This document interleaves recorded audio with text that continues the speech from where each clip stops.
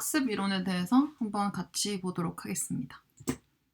우선 학습은 되게 많은 종류의 학습이 있어요. 근데 뭐 몇 가지만 얘기를 해보면 조건화도 하나의 학습이고, 관찰학습, 암묵적 패턴 학습, 지각학습, 운동학습, 뭐 사실에 대한 학습, 추론에 의한 학습, 뭐 이렇게 등등으로 구분이 될 수가 있는데, 요 조건화는 우리가 행동주의 학습 이론에서 뭐 파블로프, 스키너와 같은 유명한 학자들의 그 이론들을 통해서 배울 겁니다. 고전적 조건화, 조작적 조건화로. 그리고 이 관찰학습 같은 경우에는 반두라라는 분께서 이제 제시를 해주셨고, 사회인지 학습 이론에서 가장 중요한 개념 중에 하나예요. 이것 쪽에는 이제 뒤에서 배울 거고, 이거 암묵적 패턴 학습만 간단히 한번 얘기를 해보면, 이건 되게 쉬워요.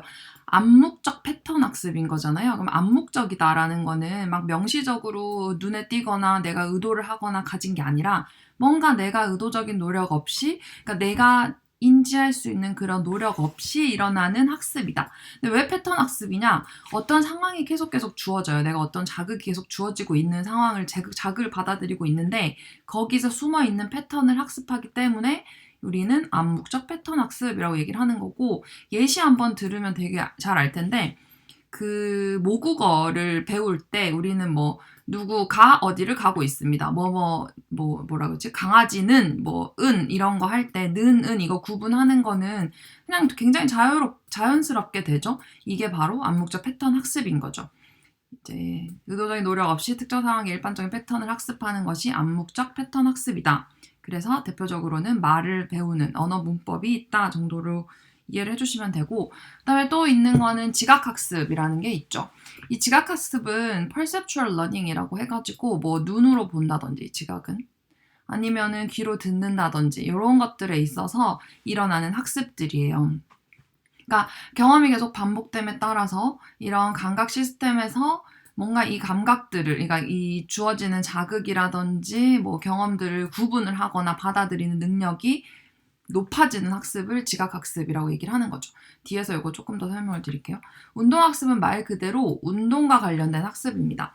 즉 운동이라는 거는 뭐 이렇게 사람이 이렇게 있으면 뭐 팔을 움직이고 다리를 움직이고 이런 운동이 있죠. 운동을 할 때 어떤 상황이 주어지거나 어떠한 자극이 왔을 때 뭐 공 같은 거 던졌어요, 남이.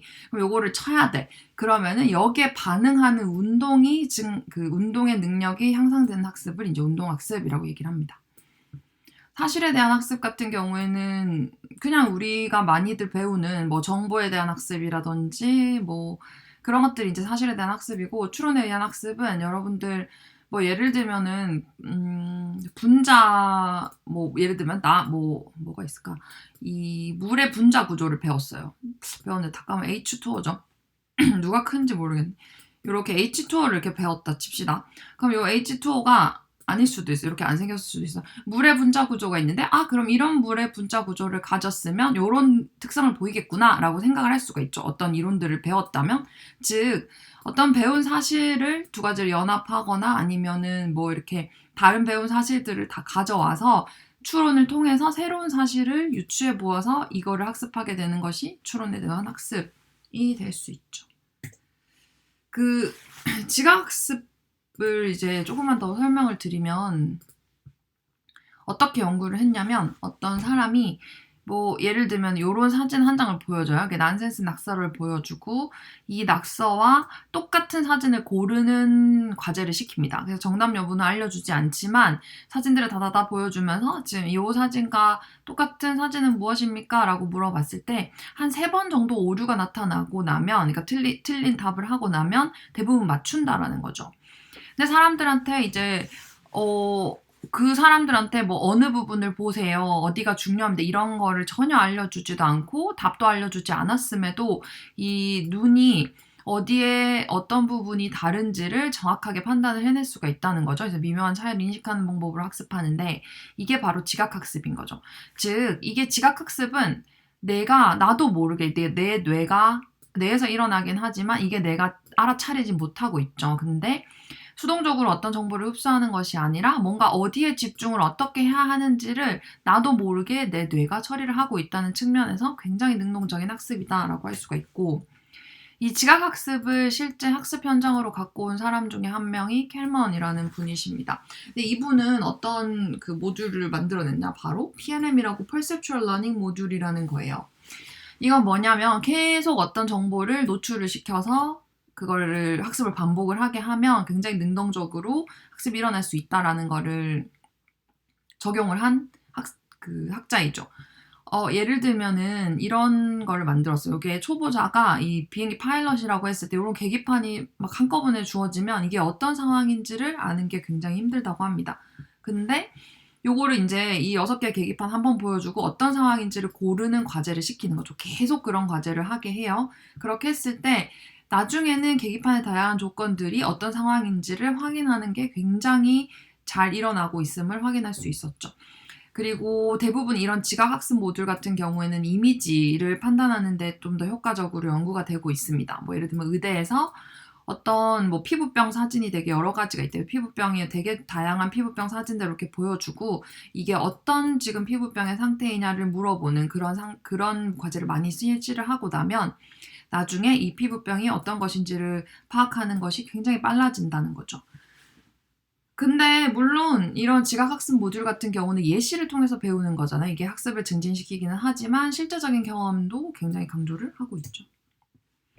이거는 수학학습에서 지각학습이 어떻게 쓰일 수 있는지에 대한 이제 그 지각학습 모듈을 이제 켈먼이 한번 고안을 해본 건데 그분이 이제 고민을 해본 거예요. 이 과연 초보자와 전문가의 차이는 무엇인가? 이렇게 했을 때 뭐 여러분들 다 생각할 수가 있어요. 초보자 같은 경우에는 뭔가 관련 없는 정보에 좀 더 뭐 관련 있는 정보에도 집중하기도 하지만 관련 없는 정보에 집중을 많이 하고 되게 피상적인 요소에 집중을 하는 모습을 보이고 이 전문가 같은 경우에는 정말 필요한 중요한 렐러번트한 정보에 굉장히 주의를 집중하는 모습을 보이고 이 여러 요소들을 묶어서 한 번에 보는 그런 능력이 뛰어나죠. 그리고 이 플루언시를 봤더니 초보자 같은 경우에는 당연히 속도가 느리고 그리고 되게 집중을 많이 해야 돼요. 어떤 상황을 판단을 할 때. 근데 이 엑스퍼트는 당연히 속도가 빠르고 집중을 조금 덜 해도 빨리 프로세싱을 할 수가 있죠. 그리고 이 노비스 같은 경우에는 하나를 해결하고 그 다음 단계 넘어가서 또 하나를 해결하는 이런 모습을 보이는데 그 엑스퍼트 같은 경우에는 이 해결이 한 번에 푹 일어나는 거죠. 이 각각의 해결해야 되는 요소들을 한 번에 패러럴하게 진행을 하는 모습을 보였습니다. 그래서 이런 모습을 보고 이 엑스퍼트가 되기 위해서는 플루언시를 그러니까 스피드를 빠르게 하고 집중을 좀 덜 할 수 있게 트레이닝 시키면 되지 않을까라고 생각을 해서 만들어낸 게 이제 앞서 말씀드린 PLM이 되게 되는 거죠. 지각학습 모듈. 근데 수학에서 이제 어떻게 했냐. 학생들을 데리고 요런 그래프를 제시를 했어요. 그래프를 제시를 하고 이게 이 식 중에 어느 건지를 판단을 하는 그 과제를 계속 수행을 했습니다. 이게 뭘까요? 기울기가 요거니까 0.75분의 2 요게 되겠죠? 그리고 요거 맞네. 기울기 플러스니까 일단 얘는 아니고 그러니까 요렇게 얘 판단 선택하는 거를 확인을 한 거죠. 이거 답 맞겠지? 뭐 그건 지금 중요한 거 아니니까. 그렇게 했더니 이런 PLM을 하게 된 경우에 이제 보시면은 이거는 PLM 학습을 하지 않은 컨트롤에 비해서 컨트롤 그 분한테 테스트를 한번 하고 그다음에 또 테스트를 한 거예요. 그러니까 즉 이 테스트는 뭐냐? 그래프를 보고 옳은 식을 만들어낸다든지 그리고 뭐 글이나 식에서 그래프를 만들어낸다든지 이런 과제를 실시를 했을 때 한 번 해봤으니까 요만큼이 늘기는 했어요.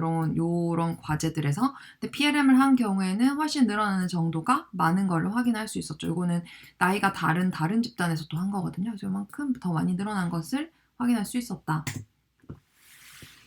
그다음에 똑같아요. 그러니까 다른 문제들을 제시를 하는 연습을 되게 많이 한 거죠. 그래서 요게 이 4개의 식과 식들 중에 누구랑 같은가를 한번 해봤죠.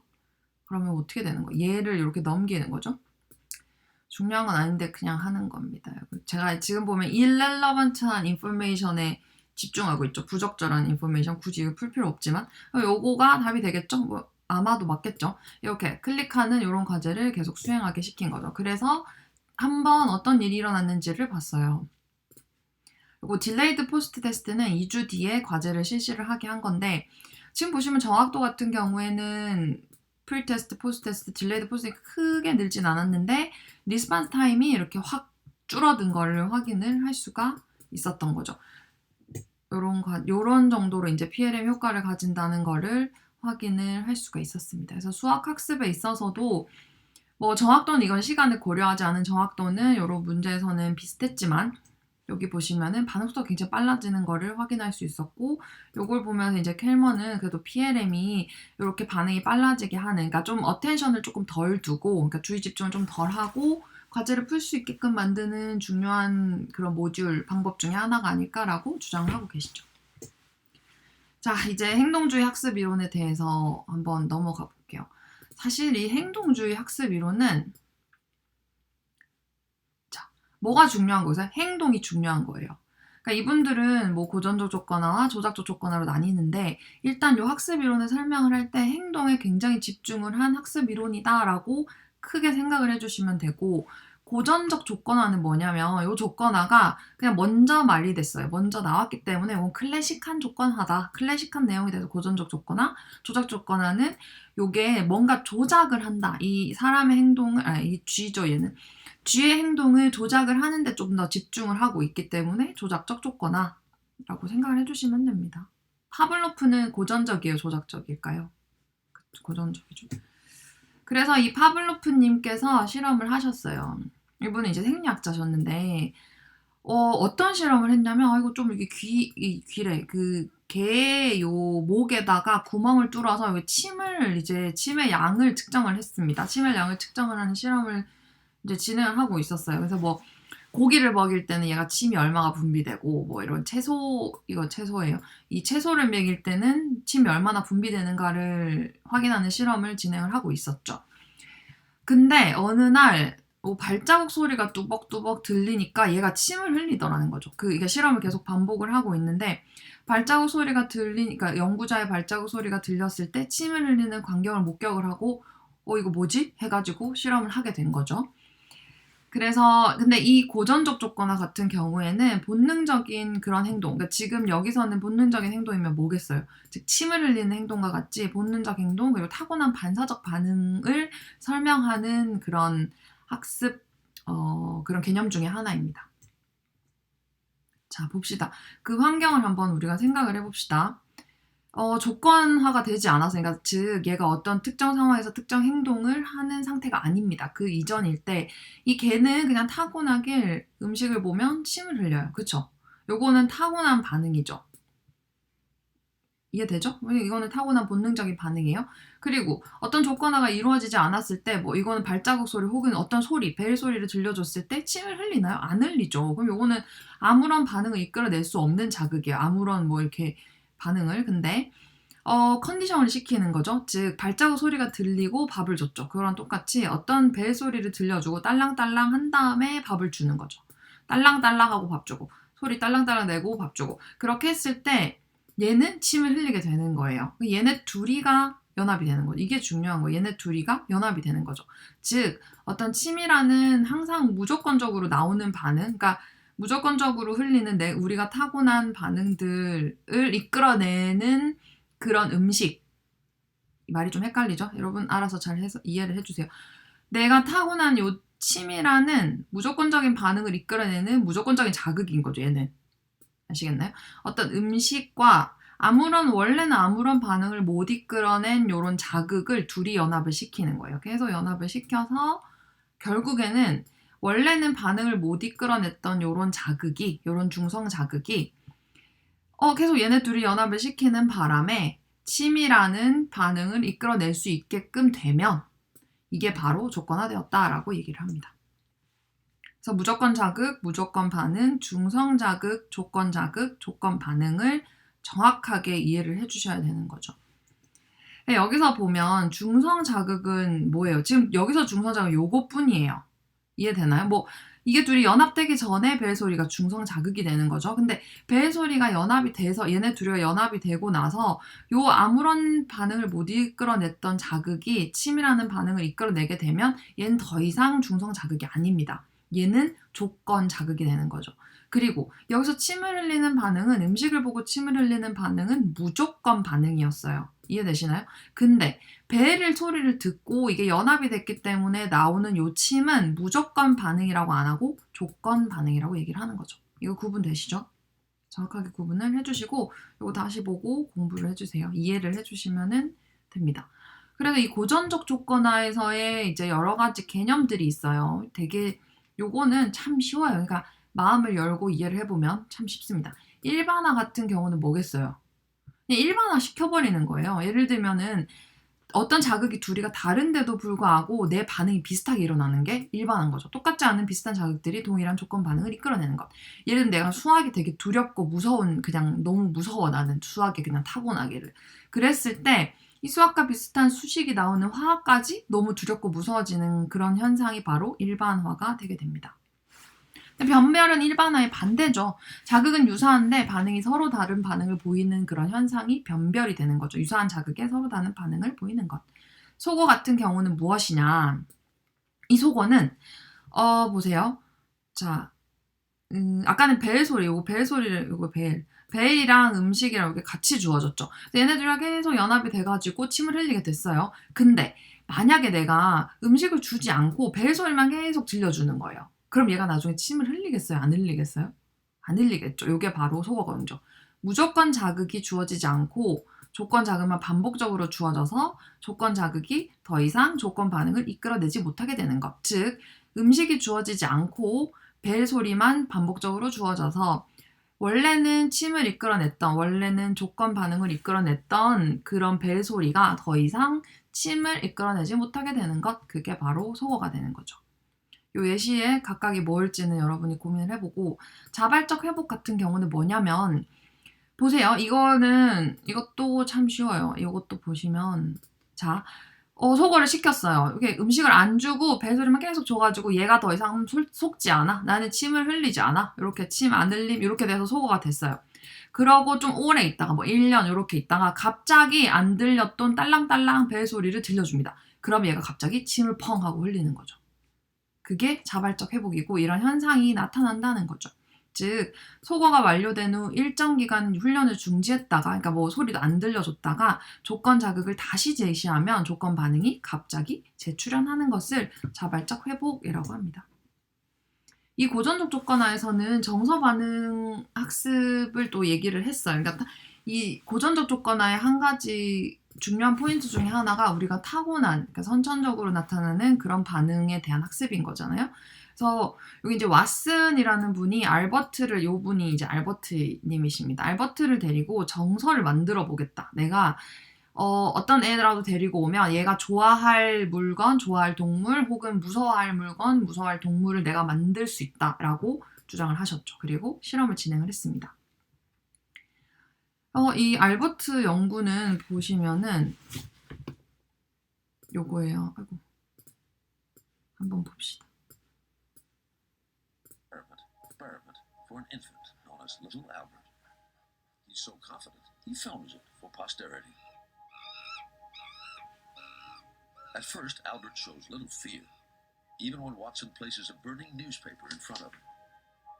요거는 불타고 있는 신문지인데 알버트가 불타고 있는 신문지를 봐도 그냥 뭐 조금 무섭긴 하지만 그냥 다가가려고 하고 있죠. Albert is also unafraid when he encounters a white rat for the first time in his life. But then Watson shows Albert. 자, 이것도 그냥 쥐를 그냥 갖다 뒀을 때 그냥 관심이 있어요. 쥐 집중만 하고 있는데 A rat accompanied by a loud clanging noise. 엄청 큰 쨍 하는 소리와 쥐를 같이 제시를 하고 있습니다. 지금 One of the few things that upsets little Albert. 울죠. 무서워, 싫어하고. And he does it again. And does it again. 계속 반복을 하는 거죠. 아이고. Eventually, Albert learns to fear not just the rat, but all furry things. 그쵸. 그래서 이 알버트가 쥐를 보고 이제 쥐가 싫어진 거예요. 쥐가 싫어지니까 안 가네. 쥐가 싫어지니까 쥐뿐만이 아니라 이거 뭔가 퍼리한, 그러니까 털이 달린 애들을 다 싫어하게 됐다라는 거죠. 이건 뭐예요? 변별이에요. 일반화예요. 그쵸? 일반화죠.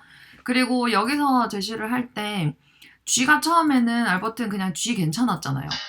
이거는 중성 자극이었죠. One of the few things that upsets little Albert. 근데 쨍 하는 소리, 그러니까 타고나게 되게 놀래키는 소리는 부정적으로 싫어하는 타고나는 무조건 자극이 되는 거죠. 이게 놀라고 우는 반응이 무조건 반응이 되고, 그럼 누가 누구랑 연합이 된 거예요? 쥐가 소리랑 연합이 된 거죠. 그래서 정서 반응을 이끌어내게 된 거죠. 이게 고전적 조건하에서 정서 반응의 학습입니다. 그 다음 이제 조작적 조건화를 잘 이해를 해주셔야 돼요. 이게 정설에. 이 조작적 조건화가 고전적 조건화 어떻게 다른지를 또 잘 이해를 해주셔야 되는데, 조작적 조건화는 operant conditioning이라고 얘기를 하고, 행동한 뒤에 주어지는 결과에 따라서 행동이 달라진다. 행동이 달라지는 학습의 형태를 바로 조작적 조건화라고 얘기를 하고 있는데, 유명한 학자 중에 한 분은 스키너고, 이런 스키너 박스를 만들어서 쥐가 어떤 행동을 했을 때 처벌을 주거나 강화를 주거나 해서 이 쥐의 행동을 변화시키는 거죠. 이런 게 바로 다 조작적 조건화입니다. 보세요. 비둘기가 쪼우세요 한 쪼았죠? 도세요라고 되고 turn, 돌죠. Can pigeons read? This one gives every indication, because he's been taught to distinguish between two words and to behave appropriately. 두 단어를 He's learned his 구분한다. different response to each sign by being rewarded with food. So the bird isn't acting independently. Its behavior is shaped by controlling its environment. The first task was to isolate an individual. 좀 전에 그 얘기를 했죠. 얘의 행동이 이 환경에 의해서 컨트롤 됐죠. 그래서 얘 행동을 우리가 조작을 시킨 거죠. 연구자가. 그리고 이 턴이라는 단어를 봤을 때 얘가 돌았고, 아까 팩이었나? 그 쪼우세요라는 단어를 봤을 때는 얘가 쪼았죠, 여기를. 이거는 자극을 변별을 하고 있는 현상을 볼 수 있습니다. 되게 똑똑하죠, 비둘기? 그래서 고전적 조건화와 조작적 조건화의 비교는 여러분이 한번 읽어보고 이해를 해보십시다. 그래서 이 고전적 조건화뿐만 아니라 이 조작적 조건화는 중요한 것이 행동의 결과예요. 그러니까 행동 뒤에 어떤 결과가 주어지는지에 따라서 행동을 변화시킨다라는 거잖아요. 행동이 바뀌게 되고 그것을 이제 학습으로 보고 있습니다. 그럼 이제 개념적으로 구분을 해봅시다. 어떤 행동을 했어요. 어떤 행동을 했을 때 그 행동이 나타날 가능성을 증가시켜주는 사건과 감소시켜주는 사건이 있죠. 증가시켜주는 사건을 강화라고 합니다. 즉, 요 비둘기가 턴이라는 단어를 봤을 때 요 상황에 턴이라는 자극이 제시된 상황에서 얘가 돌았어요. 한번. 그랬더니 먹이가 나오네? 이 먹이가 이 먹이가 나왔죠? 그러면 다시 또 요 턴이라는 자극이 나오면 또 돌겠죠.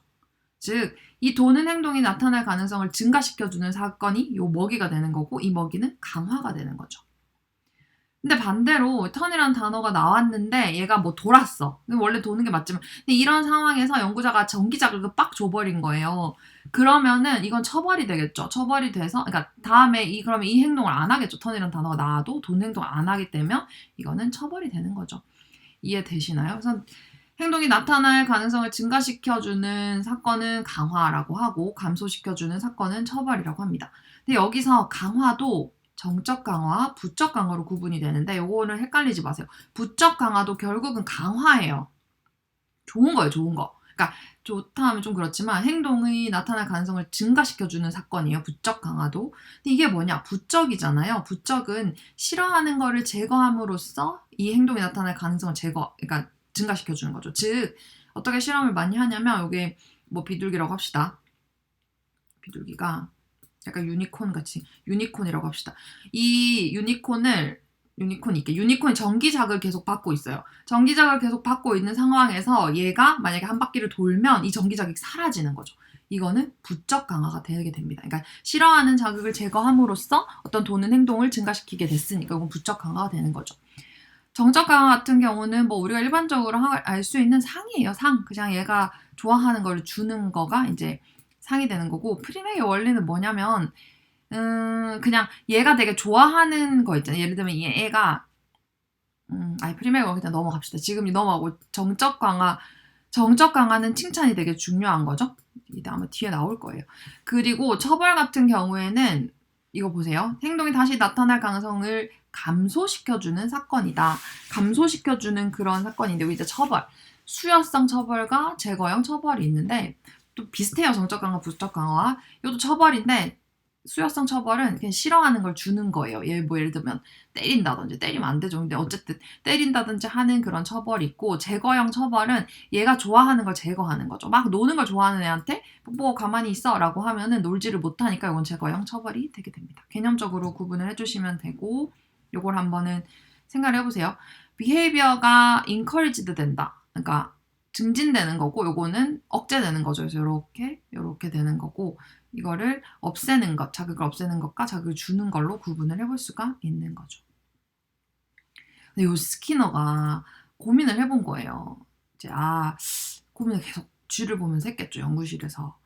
뭐 아니면 뭐 밥 먹으면서 됐을 수도 있고 얘기 생각하다가 그럼 이 스키너는 어떤 행동을 하고 어떤 행동 뒤에 나오는 결과에 되게 중시를 하잖아요. 결과가 되게 중요하다. 그 결과에 의해서 이 행동이 다시 나타날지 안 나타날지의 그 확률을 바뀌어준다라고 생각을 했는데 그럼 여기서 중요한 게 뭐예요? 이 뒤에 나오는 결과가 어떻게 제시되는지가 되게 중요하지 않을까라고 생각을 하는 거죠. 즉, 요 먹이가 나오는 패턴을 다르게 하면 요 행동이 달라지지 않을까라고 생각하는 거죠. 맞죠? 뭐 읽어보시면 되고. 그래서 요 강화 계획 같은 경우가 뭐냐면 이 행동이 나타날 빈도를 어쨌든 높여주는데 요 높여주기 위해서 나타나는 그 강화가 어떻게 제시되는지 그 그러니까 이 강화인은 이거 먹이 같은 건데 이 먹이의 빈도와 시점에 따라서 어떻게 다르게 구분할 수 있는지를 한번 제시를 해놓은 거죠. 여기 보시면 계속 강화가 있는데 어떤 쥐가 하는 행동 모두를 강화하면 이건 계속 강화가 되는 거죠. 간헐적 강화는 쥐가 하는 모든 행동이 강화가 되는 게 아니라 어떤 행동들만 강화가 돼요. 그걸 구분을 할 때 시간을 중심으로 강화를 구분할 수 있고 얘가 한 행동의 빈도를 중심으로 강화를 구분을 할 수가 있습니다. 즉 이거는 얘가 한 행동에 디펜던트한 거고 이거는 행동보다는 어떤 특정 시간, 간격이 중심이 되는 거죠. 그래서 이거는 간헐적 강화도 다시 간격과 비율로 구분이 되게 되는 거고 만약에 강화가 주어지는 이 간격이 고정되어 있으면은 이게 바로 고정 간격 강화 계획이 됩니다. 근데 이 간격이 정해져 있지 않으면 변동 간격 강화 계획이 되는 거죠. 그리고 이 비율 같은 경우에는 행동의 빈도를 중심으로 해서 이 어떤 특정 행동을 몇 번 했을 때 이 강화인을 주겠다라고 했을 때는 예상이 가능하면 고정 비율 강화 계획이 되는 거고 만약에 이 몇 번 행동을 한 건지 모르겠는데 랜덤하게 뭐 몇 번 행동하고 또 요번에는 3번 했는데 다음엔 1번 해도 주고 다음에 10번 해도 강화인이 주어지고 막 이럴 때는 변동 비율 강화 계획이 됩니다. 예시를 읽어보시면 될 거고 이것도 한번 맞춰보세요. 생각을 깊게 해보시면 될 것 같아요. 요것도 한번 보세요. 이게 어떤 강화 계획이라고 할 수 있는지를 고민을 해봅시다. 우리가 음료 커피를 먹죠. 이렇게 커피를 이제 뭐 하셨을 때 10번 먹으면 커피 한 잔 줍니다. 라고 하는 거는 무슨 강화 계획인지 똑같죠. 굽네 치킨은 10번 시켜 먹으면 치킨 한 마리 줄게요. 라고 하는 거는 이제 무슨 강화 계획인지 생각을 해보고 최저임금 제도는 어떤 강화 계획인지 1시간 일하면 돈 얼마 줄게요. 요거는 봅시다. 요건 굴 까는 건데 이 정현도님이 굴을 1kg를 까면 얼마를 준대요. 무슨 말인지 아시겠어요? 얘가 뭐 이분이 10시간이 걸리든 1시간이 걸리든 중요하지 않고 어떤 이게 굴을 1kg를 까면은 돈을 준다 했을 때 어떤 강화 계획인지 그리고 마지막으로 부동산 중개인이 계시죠. 이 부동산 중개인은 보세요. 어떤 사람이 이렇게 와가지고 요분이 이제 중개인이라고 하고 어떤 사람들이 와가지고 집이 필요해요. 뭐 아니면 상가가 필요해요. 라고 했을 때 이 사람들을 집을 알아봐주고 하는데 이분들 될 수도 있고 안 될 수도 있는 거죠. 그러니까 집 계약이 그랬을 때 이 어떨 때 되고 어떨 때 안 되고 부동산 중개인이 받는 부동산 중개 수수료가 강화인이라고 했을 때 이때는 어떤 강화 계획인지를 생각해 봅시다. 주요 개념은 이것도 참 쉬워요. 그 앞에서 나온 거랑 비슷한 소거, 포화, 처벌인데 이게 뭐냐면 소거는 예를 들면 여기 막 엄청 열심히 하려고 했어요. 선생님 이건 뭐예요? 이거 엄청 열심히 하려고 했는데 이게 강화를 받지 못하는 거예요. 잘했거나 칭찬이 되거나 아니면 뭐 성적을 잘 받거나 해야 돼. 그러지 못하면 요렇게 손 올려서 열심히 하려는 행동이 사라지는 게 소거인 거죠. 즉 강화받지 못하는 행동이 사라지는 현상이 소거 현상입니다.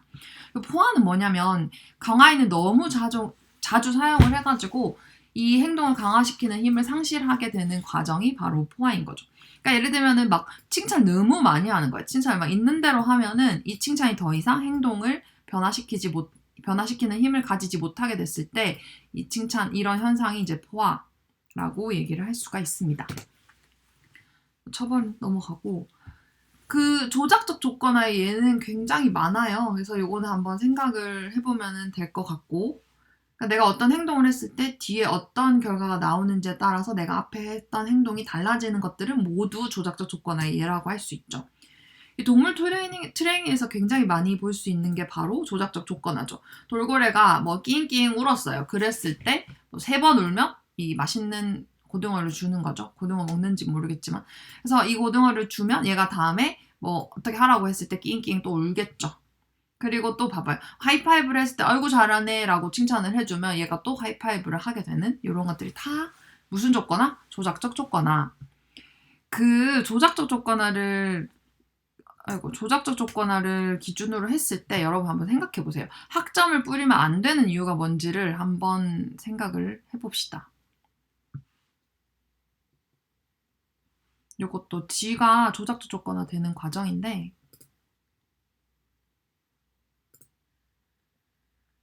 요 배고픈 G일 텐데 이 부분 좀 넘어가고 제일 재밌는 부분 재밌다고 하긴 좀 그렇지만 아이고 세상에 지금 요게 전기 자극이 주어지고 있는 상황이거든요.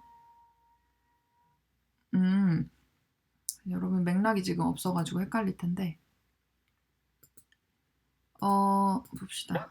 처음부터 봐야 돼.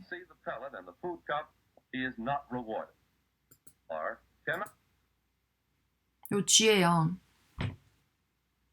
알고 있었죠 원래 G인 거.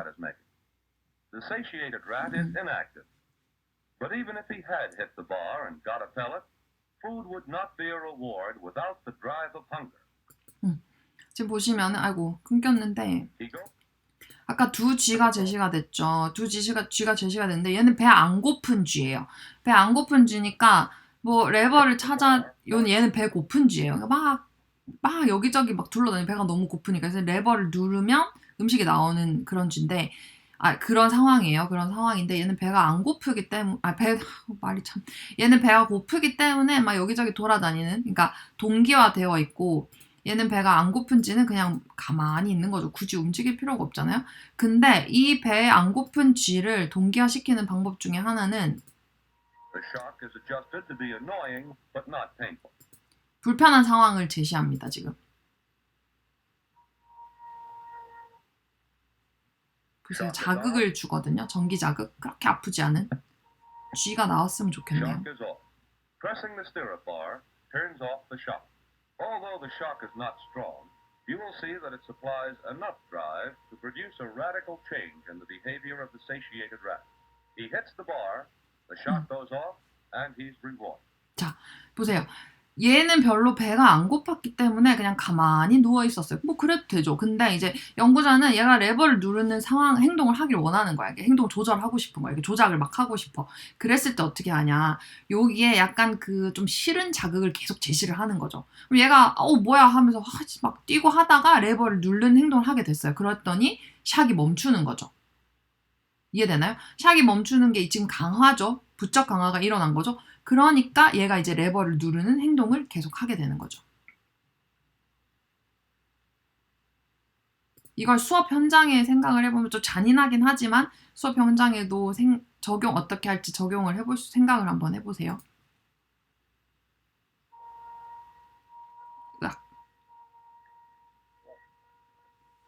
He hits the bar and is rewarded again. 강화 받았죠. 샥이 멈춤으로써. After a few more trials, which are not shown in the picture, he has learned to press the bar quickly as soon as the shock goes off. 배웠죠. 샥이 주어지면 바로 레버를 In fact, 누릅니다. when a drive is supplied, the satiated animal learns even more rapidly than the hungry one did. This is because the drive produced by electric shock is stronger than hunger. It makes the rat more active and can be reduced more quickly and completely. We have demonstrated that the satiated animal is not innately stupid or lazy. All he needs is a little motivation. 뭐 영어는 이해되면 넘어가고 아니면 말아도 돼요. 그냥 G 보시면 되고. Again, a mild electric shock can be administered through the grip. 이거 말고 이것도 이거 뭐 참 잔인하긴 한데 요건 뭐냐면 그냥 쥐의 행동을 이제 그 행동주의자들 같은 경우는 난 쥐의 행동을 조절할 수 있어라고 했는데 요거는 샥이 주어졌을 때 이 고무 같은 걸 씹으면 샥이 없어지게끔 또 환경을 만들어 놓은 거죠. 그러면 이 샥이 주어져가지고 되게 불편한 상황이 있는데 어쩌다 고무를 씹는 행동을 했을 때 샥이 사라지는 거예요. 이 전기 충격이. 어노잉한 전기 충격이, 싫은 전기 충격이. 그랬더니 얘가 이제 고무를 씹는 행동을 계속 하게 되는 그런 모습을 보이고, 요건 또 뭐냐면 이제 사회적인 반응에 있어서도 우리는 쥐의 행동을 조작할 수 있다. 결과를 줌으로써. 그래서 그런 건데. Responding to another animal by striking him can also be learned. 뭐냐면 그러니까 다른 쥐와 어떻게 행동하는지도 학습을 시킬 수 있다라는 거죠. 그래서 얘네 쥐가 가만히 있다가 샥이 주어지면 둘이 싸우면 샥이 멈추도록 환경을 또 만들어 놨어요. 그러니까 샥이 주어졌을 때 어쩌다 얘네들이 투닥투닥 하니까 결과가 이 샥이 멈추는 결과를 얻게 된 거죠. 이제 얘네가 학습을 한 거예요. 그래서 샥이 주어질 때마다 싸우게 되는 겁니다. Animals have already been trained. The experimenter turns off the shock as soon as they strike each other.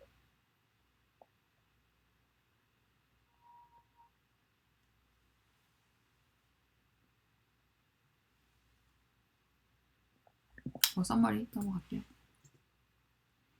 그리고 이 조작적 조건화에서는 처벌도 굉장히 많이 논의가 되고 있어요. 처벌. 근데 이제 스키너 같은 경우에는 인간이 하는 처벌은 처벌자 자기의 만족적인 행동이다라고 얘기를 하는 거예요. 그러니까 이분이 정말로 이 학생들이 잘 되길 바라는 마음에서 체벌을 한다기보다는, 그러니까 신체적인 체벌을 가한다기보다는 얘는 너무 화가 나고 짜증나고 그래서 하는 자기만족적인 행동으로 하는 행동이다라고 스키너는 얘기를 하고 있습니다. 그리고 어떤 문제되는 행동을 아예 제거한다기보다는 그냥 일시적으로 억제하는 기능을 수행한다라는 얘기들이 이제 연구를 통해서 밝혀지고 있고, 동물 연구들. 그리고 처벌이 효과적이지 않다라는 연구도 있고, 또 효과적이라는 연구도 있고, 약간 효과성에 대해서 조금 비일관적인 연구 결과들이 제시되고 있죠. 이거는 뭐냐면 그냥 이거 간단히 말씀을 드리면 동물들을 렛을 대상으로 한 연구인데, 요거 같은 경우에는 어떤 특정 행동을 했을 때 레버를 누르는 행동이라든지 특정 행동을 했을 때 샥을 준 거예요. 그러니까 이게 일종의 처벌인 거죠. 처벌을 줬는데 그게 시간이 지나고 나면 결국은 그 레버를 누르는 행동이 처벌을 받지 못한 쥐랑 똑같아지는 거를 볼 수가 있었습니다. 이 학습에 대한 행동주의적 관점은 비판이 되게 많죠. 여러분들 생각에도 비판이 많을 거라 생각을 해요. 물론 이 행동주의가 우리 삶의 많은 부분을 또 설명을 하기도 해요. 고전적 조건화와 조작적 조건화. 정말 많은 부분을 설명을 하기도 하지만 이걸 실제로 학교에 적용시키기에는 쉽지가 않죠. 뭔가 교수적으로 얘기를 할 때는 보면은 학습과 교수에 대해서 학생의 행동을 통제한다라는 입장, 컨트롤한다라는 입장을 갖고 있기 때문에 굉장히 거부감이 많이 드는 입장 중에 하나가 될 수 있고, 실제 교실 현장에 적용하기에는 되게 탈맥락적이죠. 그래서 실제로 이런 행동주의적 연구들이 많이들 동물에서 됐기 때문에 인간에 그대로 가져오기에는 쉽지 않다. 그리고 뭔가 언어학습이라든지 이런 것들, 고등 정신기능을 설명하지 못하는 거죠. 협동학습이라든지. 또한 강화인을 제공을 하면 행동이 늘어난다라고 얘기를 하는데, 이분들은 여기 이 머릿속에서 어떤 일이 일어나는지 혹은 이렇게 마음이 어떻게 달라지는지, 물론 마음도 뇌에 크게 있겠지만 제 생각에는 이런 것들을 크게 관심이 없고 그냥 행동에만 관심을 두고 있기 때문에 예를 들면은 요 강화인 같은 경우에는 내재적 동기를 낮출 수도 있어요. 즉 내가 예를 들면 그림 그리는 게 너무 좋았어. 그림을 이렇게 막 그리는 게 되게 재밌었는데 엄마가 돈을 주는 거야. 그림만 그리면. 그러면 이 그림을 그리는 재미가 떨어지게 된다는 연구들이 존재를 하거든요. 그래서 이 강화인이 내재적 동기에 미치는 영향이 안 좋을 수도 있다라는 연구들도 제시되고, 또한 이런 것도 설명을 잘 못해요. 행동주의는. 한번 보세요. 비둘기가 뭔지 몰라. 요 약간 바나나 같이 생겼는데 바나나가 먹고 싶은 거죠. 못 먹죠. 키가 안 닿아가지고.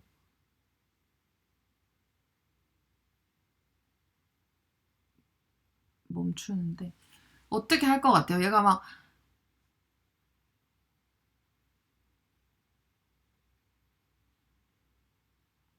요거 빨리 갖고 왔으면 좋겠죠. 올라가는 거를 올라가지네. 내가 키가 커졌네. 배웠죠. 안 닿이네.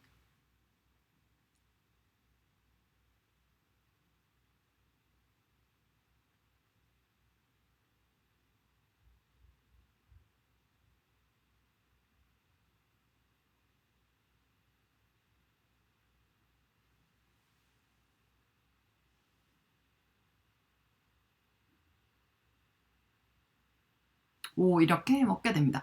요거를 여러분 행동주의로 어느 일정 부분은 설명할 수 있고 또 어떤 부분은 설명을 할 수가 없어요. 그게 뭔지를 한번 고민을 해보시기 바랍니다.